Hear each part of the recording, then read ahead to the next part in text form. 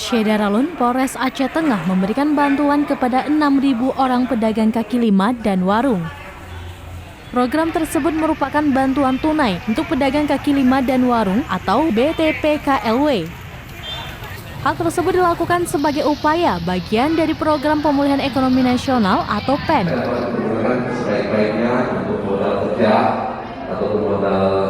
Dari jumlah 6.000 tersebut, sekitar 2.000 yang sudah disalurkan dan per orangnya mendapatkan Rp600.000.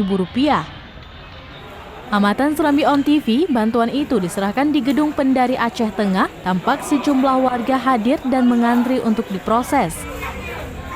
Sebelum penyerahan, pedagang terlebih dahulu melengkapi data sebagai syarat dan ketentuan yang ditetapkan Mapolres setempat.